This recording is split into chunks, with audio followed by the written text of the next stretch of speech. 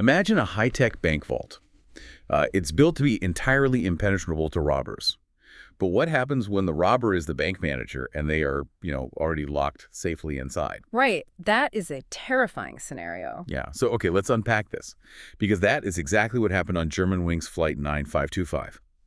Our deep dive today explores how a crucial aviation safety feature actually became a fatal flaw and how the entire industry fundamentally changed as a result. Yeah, so you have this commercial Airbus A320, and it's flying from Barcelona to Dusseldorf. And the threat wasn't external. It was literally sitting right there in the co-pilot seat. Wow. Yeah, 27-year-old first officer Andreas Lubitz just waited for Captain Sodenheimer to step out to use the restroom. And then he locked the reinforced cockpit door. Once he was alone, he manually dropped the altitude to just 100 feet. That's incredibly low. Extremely. And he ramped the speed up to this incredibly dangerous 350 knots, basically aiming the plane directly at the French Alps. Wait, I can't wrap my head around this. Because after 9/11, didn't they put keypads on the outside of these doors for emergencies? Mm-hmm. Like if the pilot inside has a heart attack, the crew can just punch in a code to get back in. How did Lubitz stop that? Well, what's fascinating here is the tragic irony of the engineering. The post-9/11 reinforced doors worked exactly as designed. The system gives the person inside ultimate veto power. Oh, I see. Yeah, if someone outside punches in the emergency code, a buzzer sounds inside the cockpit. But the pilot inside can then flip a toggle switch to lock.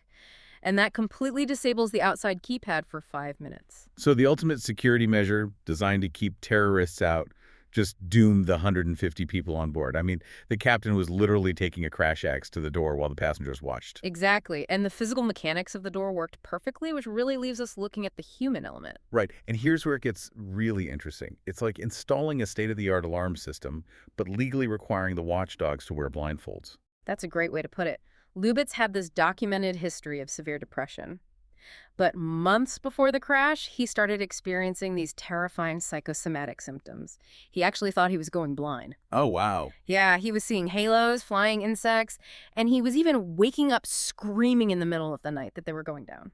And his doctors knew. I mean, he was actively seeking treatment, but he was so terrified of losing his pilot's license that he just kept tearing up the doctor's sick notes.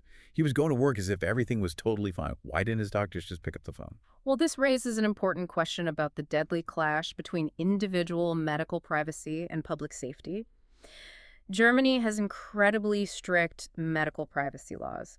If a doctor breaches confidentiality, they face massive fines. Yes. They could lose their medical license and potentially even face prison time.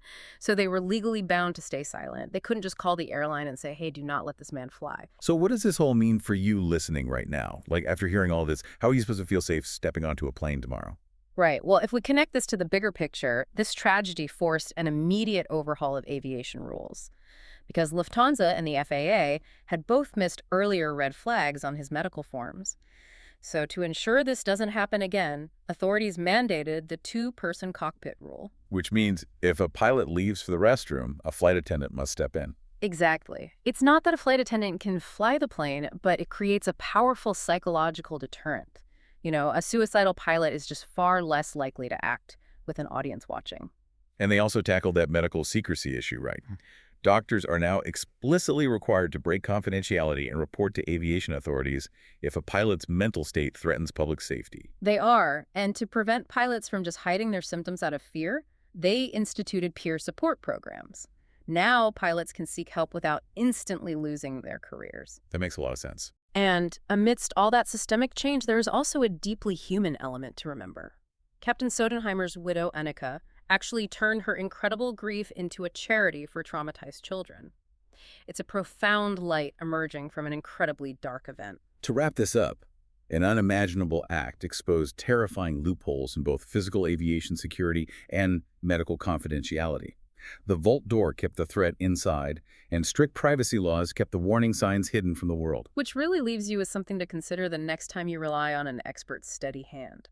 Is strict medical privacy laws allowed a commercial pilot to completely hide severe psychosomatic illness? What other high-stakes professions, like your surgeon or the engineer driving your commuter train, might still be operating under that exact same blind spot today?